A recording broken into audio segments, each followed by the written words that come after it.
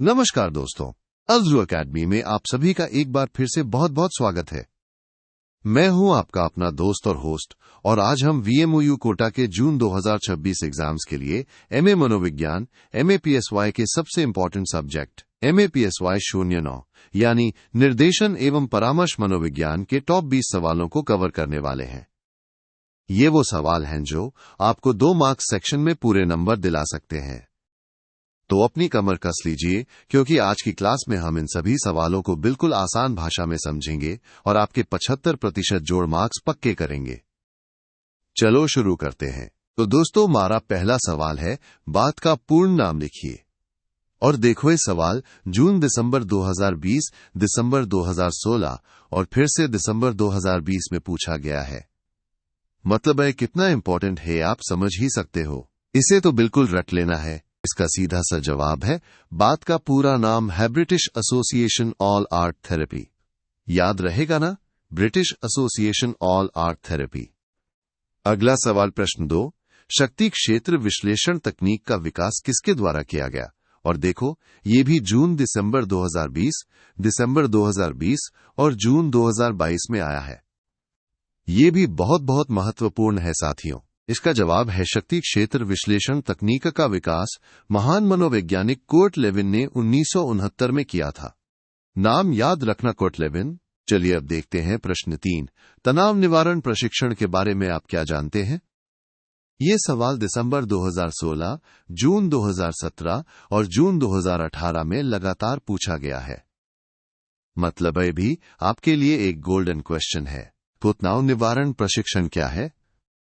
ये डोनाल्ड मिशेनबोम द्वारा डेवलप की गई संज्ञानात्मक व्यवहार परिवर्तन की एक बहुत ही खास विधि है। याद रखना, डोनाल्ड मिशेनबोम और संज्ञानात्मक व्यवहार परिवर्तन। प्रश्न 4 पर आते हैं, परामर्शदाता की विशेषताएं एवं जिम्मेदारियां लिखिए। ये सवाल दिसंबर 2018, दिसंबर 2021 और जून 2018 में आया है। बहुत ही प्रैक्टिकल और इम्पोर्टेंट क्वेश्चन है ये। देखिए, एक अच्छे परामर्शदाता में क्या क्या होना चाहिए। उसमें आपसी संबंध बनाने की क्षमता होनी चाहिए, व्यक्तिगत समायोजन अच्छा होना चाहिए और एक अच्छी शैक्षिक पृष्ठभूमि भी जरूरी है। और उनकी जिम्मेदारियां क्या हैं? सही जानकारी देना और लोगों की समस्याओं को सुलझाने में मदद करना। सिंपल है ना। अब हमारा अगला सवाल है प्रश्न 5, विश्वसनीयता को परिभाषित कीजिए। और दोस्तों, ये सवाल दिसंबर 2022, दिसंबर 2023 और जून 2024 में भी पूछा गया है। मतलब है तो बिल्कुल हॉट टॉपिक है, इसे तो छोड़ना ही नहीं है। तो विश्वसनीयता क्या है? आसान भाषा में कहें तो जब आप किसी टेस्ट को बार बार करते हैं और हर बार आपको एक जैसे ही परिणाम मिलते हैं, तो इसी गुण को विश्वसनीयता कहते हैं, यानी कंसिस्टेंसी। दोस्तों, क्या आप भी अपने एग्जाम में 75% से ज्यादा मार्क्स लाना चाहते हैं? तो फिर देर किस बात की। 75% जोड़ मार्क्स पक्के करने के लिए इस पूरी पीडीएफ गाइड को अभी डाउनलोड करें। डायरेक्ट लिंक नीचे डिस्क्रिप्शन बॉक्स में दिया गया है। इस गाइड में आपको वो सब मिलेगा जो आपको एग्जाम में टॉप करने के लिए चाहिए। तो अभी जाओ और डाउनलोड करो। चलिए आगे बढ़ते हैं प्रश्न 6 की ओर। संज्ञानात्मक उपागम अवधारणा किसके द्वारा विकसित की गई। ये सवाल भी जून दिसंबर 2020 और दिसंबर 2020 में आया है। ये भी एक बहुत ही बुनियादी और महत्वपूर्ण सवाल है। इसका जवाब है, संज्ञानात्मक उपागम की अवधारणा आरोन बेक ने विकसित की थी। उन्होंने ऐसा इसलिए किया क्योंकि विमनो विश्लेषणात्मक उपागम से पूरी तरह संतुष्ट नहीं थे। तो नाम याद रखना, आरोन बेक। प्रश्न 7, अचेतन मन का क्या अर्थ है। ये भी जून दिसंबर 2020 और दिसंबर 2020 में पूछा गया है।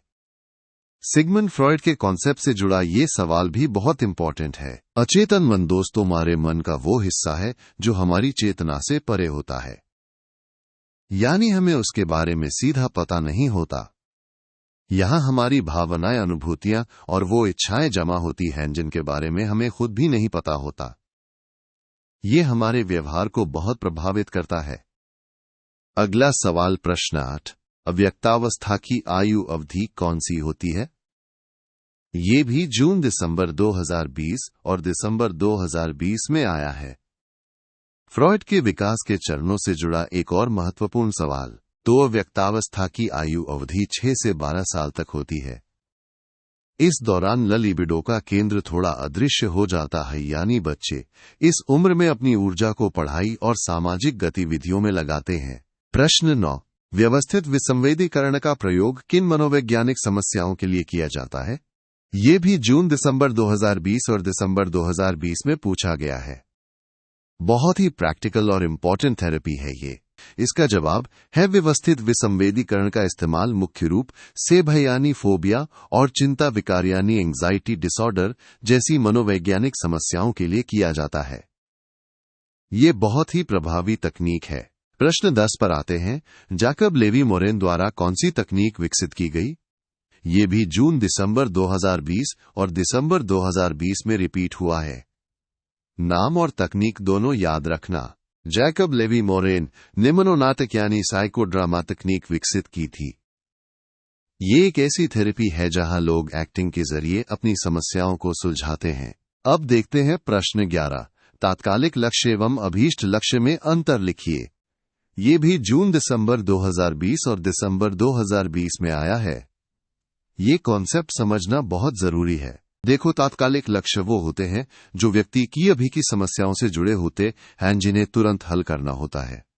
वहीं अभीष्ट लक्ष्य हमारे भविष्य के जीवन से संबंधित होते हैं और ये लंबे समय के लिए होते हैं। समझ गए ना? एक शॉर्ट टर्म, एक लॉन्ग टर्म। प्रश्न 12। SFBT का पूर्ण नाम लिखिए। ये सवाल दिसंबर 2016 और जून 2017 में पूछा गया है। शॉर्ट फॉर्म्स भी बहुत आते हैं एग्जाम में। SFBT का पूरा नाम है सॉल्यूशन फोकस्ड ब्रीफ थेरेपी। याद रखना, सॉल्यूशन फोकस्ड ब्रीफ थेरेपी। प्रश्न 13। समस्या समाधान चिकित्सा को परिभाषित कीजिए।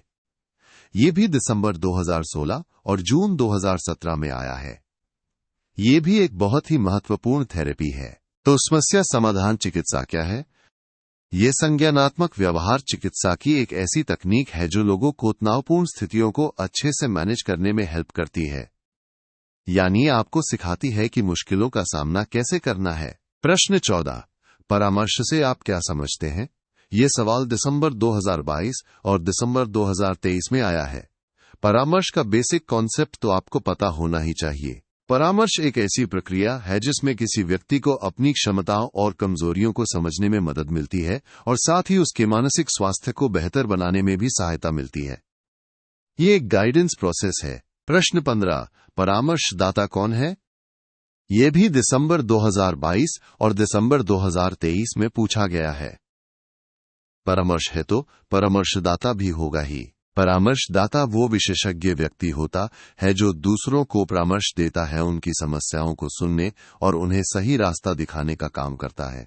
एक तरह का एक्सपर्ट गाइड। और हाँ दोस्तों, सिर्फ MAPSY 09 ही नहीं, आल्द्रू एकेडमी आपके लिए दूसरे सभी सब्जेक्ट्स के लिए भी प्रीमियम गाइड्स लेकर आया है, जैसे MAPSY 08, MAPSY 02, MAPSY 03 और भी बहुत कुछ। इन सभी गाइड्स के लिंक्स भी आपको नीचे डिस्क्रिप्शन बॉक्स में मिल जाएंगे। अपनी तैयारी को और मजबूत बनाने के लिए इन्हें भी जरूर देखें। प्रश्न 16। मनोविश्लेषणात्मक सिद्धांत का प्रतिपादन किसने किया? ये सवाल दिसंबर 2016 और जून 2022 में आया है। ये तो मनोविज्ञान का एक बहुत ही बेसिक और जरूरी सवाल है। मनोविश्लेषणात्मक सिद्धांत के जनक है महान सिगमंड फ्रॉइड। ये नाम तो आपको हमेशा याद रखना है। प्रश्न 17। सामूहिक परामर्शक क्या है? ये सवाल जून 2023 और दिसंबर 2023 में पूछा गया है। आजकल ग्रुप थेरेपी बहुत पॉपुलर है, तो ये कॉन्सेप्ट भी इंपॉर्टेंट है। सामूहिक परामर्श में एक से ज्यादा लोगों को एक साथ बिठाकर उनकी निजी, पारिवारिक या सामूहिक समस्याओं को सुलझाने में मदद की जाती है। इसमें लोग एक दूसरे से सीखकर अपनी समस्याओं का हल निकालते हैं। प्रश्न 18। वस्तुनिष्ठता क्या है? ये भी जून 2023 और दिसंबर 2023 में आया है। ये भी एक बहुत ही जरूरी टर्म है। वस्तुनिष्ठता किसी भी टेस्ट का वो गुण है जो नंबर देने के काम को व्यक्तिगत गलतियों से दूर रखता है। इसका मतलब है कि चाहे कोई भी चेक करे, परिणाम हमेशा एक जैसे और भरोसेमंद ही आएंगे। ये निष्पक्षता की बात है। प्रश्न 19, आलेख अनुरक्षण क्या है? ये भी जून 2023 और दिसंबर 2023 में पूछा गया है। ये भी एक इंपॉर्टेंट कॉन्सेप्ट है। आलेख अनुरक्षण या संचयी अभिलेख का मतलब है स्कूल में स्टूडेंट से जुड़ी सारी जानकारी को इकट्ठा करना और उसे सही तरीके से व्यवस्थित करके रखना, ताकि जब जरूरत पड़े तो वो आसानी से मिल सके। और अब हमारा आखिरी सवाल, प्रश्न 20, परामर्श प्रार्थी कौन है? ये भी जून 2023 और दिसंबर 2023 में रिपीट हुआ है।